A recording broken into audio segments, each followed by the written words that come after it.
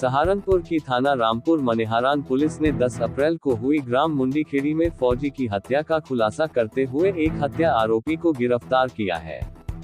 रंजिश के चलते की गई थी फौजी विक्रांत की हत्या।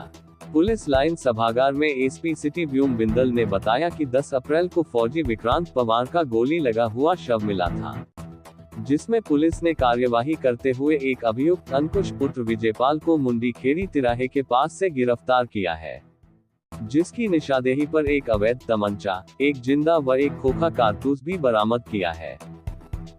जैसा कि आपको विदित है, 10 अप्रैल को मुंडीखेड़ी गांव से एक व्यक्ति विक्रांत फौजी जिनका नाम है, उनके शव पड़े होने की पुलिस को खबर मिली। पुलिस तत्काल वहां पर पहुंची, शव को कब्जे में लिया और बाकी उसमें सुसंगत धाराओं में मुकदमा पंजीकृत किया और गोली लगने से विक्रांत फौजी की हत्या हुई थी। पुलिस इस तफ्तीश में जुड़ गई और लगातार इसमें मैनुअल इंटेलिजेंस और नेटवर्क और जो भी सर्विलांस कैमरा इक्विपमेंट्स हैं, इनके द्वारा इसको लगातार इसके ऊपर प्रयास किए जा रहे थे और इसमें पुलिस को मात्र 2 दिन में ही बड़ी सफलता हाथ लगी, जब पुलिस ने एक व्यक्ति जिसका नाम है अंकुश पुत्र विजयपाल, जो कि मुंडीखेड़ी का ही निवासी है, खुलासा हुआ कि ये भी उस हत्या में शामिल था। और इससे जब पूछताछ की गई तो उसने उस घटना का पूरा हमको जो है क्रम बताया। इसने यह बताया कि वर्ष 2021 में एक केस हुआ था जिसमें विक्रांत फौजी जो गवाह था, और ये केस देवेंद्र के अगेंस्ट था, जो ये भी एक मर्डर का केस था और इसमें एक व्यक्ति रजत, उसकी हत्या हुई थी, जिसका आरोप देवेंद्र के पास था, जिसका आरोप देवेंद्र के ऊपर था। बाद में इसने बताया कि देवेंद्र का जो साथी कपिल था, कपिल का झगड़ा उसके साथ हुआ था, विक्रांत फौजी के साथ हुआ था, जो कि अभी के केस में मृतक है। और विक्रांत फौजी जो है उसका रिश्तेदार था रजत और बाकी कुछ लोग, तो उसने उस झगड़े में रजत को और अपने बाकी साथियों को बुलाया। तो इसी में जहाँ एक पक्ष में आप मान सकते हैं कि विक्रांत, रजत और अन्य लोग थे, और दूसरी तरफ देवेंद्र, कपिल और अन्य लोग थे। तो इसी आपस की झड़प में जो है रजत की मृत्यु हो गई थी। रजत का भाई था सूरज, उसको इस बात से बड़ा दुख पहुंचा। इस केस में देवेंद्र को जो है कन्विक्शन भी हुई, वो अभी बेल के ऊपर बाहर था। और बाहर आने के बाद देवेंद्र की जो है इसके साथ विक्रांत फौजी के साथ नज़दीकियां बढ़ रही थी और इस बात से सूरज, जो कि पिछले केस के मृतक रजत का जो भाई था, वो बड़ा विचलित था। उसे ऐसा एहसास होने लगा था कि एक तो मतलब विक्रांत की वजह से उसके भाई की हत्या हो गई है और अब जो है विक्रांत उसके भाई की हत्या का जो मुलजिम है, जो देवेंद्र, उसके साथ ही नज़दीकियां बढ़ा रहा है। तो इस रंजिश को रखते हुए इन्होंने सही मौका देखा और इसमें अपने साथ 2 लोगों को और शामिल किया, जिनमें से एक है अंकुश सनो विजयपाल, जिसे पुलिस ने गिरफ्तार किया है, जो इनका रिश्तेदार है, और दूसरा वो है विशाल पुत्र ओम प्रकाश, जो कि यमुनानगर का निवासी है। उसके बाद इन तीनों ने सुनियोजित ढंग से एक प्लान बनाया और ये शाम को जो अंकुश है अपनी मोटरसाइकिल पर मृतक विक्रांत को एक जगह, खाली जगह खेत में ले गया और इन्होंने आपस में बैठकर शराब वगैरह के सेवन का प्लान बनाया और उसके बाद फिर इन तीनों लोगों ने उसकी हत्या कर दी।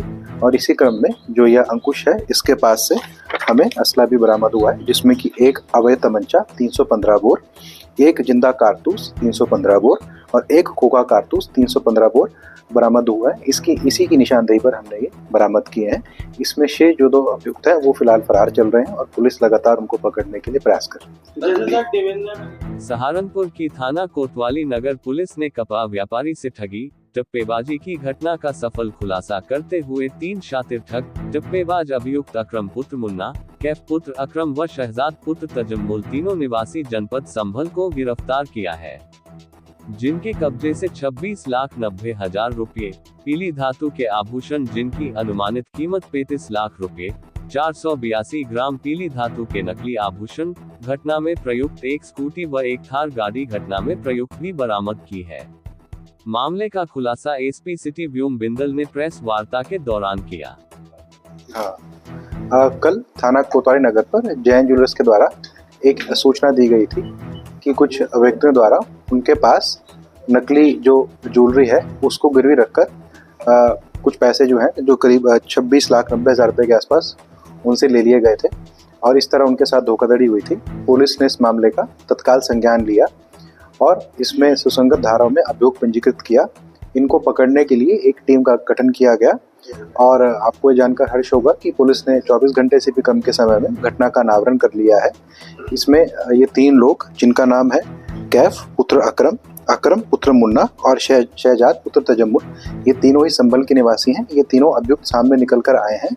जब इनसे पूछताछ की गई तो पता चला कि इन लोगों ने पहले भी उस ज्वेलर के पास कुछ असली ज्वेलरी गिरवी रख के कैश लिया था, जिससे कि उस ज्वेलर को इनके ऊपर विश्वास हो गया था।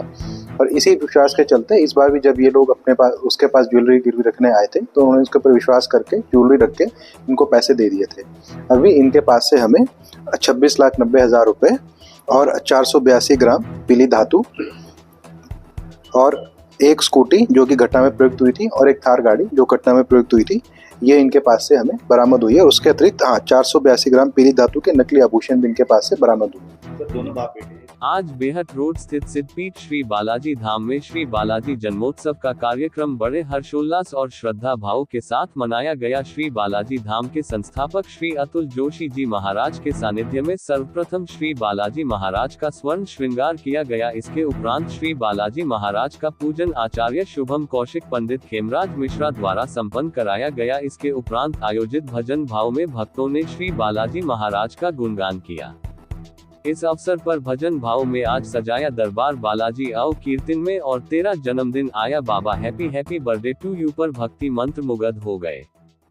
आज श्री बालाजी महाराज का जन्मोत्सव है। चैत सुधी पूर्ण मंगल को जन्म वीर ने पाया है। चैत की पूर्णिमा है और बड़ी पूर्णिमा है।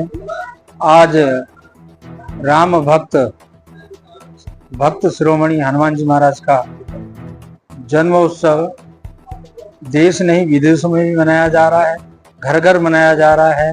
आज हनुमान जी जैसा चरित्र और कैरेक्टर हर घर में होना चाहिए, क्योंकि इनके जैसा संस्कार, इनके जैसी दास भक्ति, इनके जैसी सका भक्ति, इनके जैसा प्रेम, इनका जैसा ज्ञान, इनकी जैसी बुद्धि अगर परिवारों में आ जाए, बच्चों में आ जाए तो सारे बच्चे अच्छे बन सकते हैं।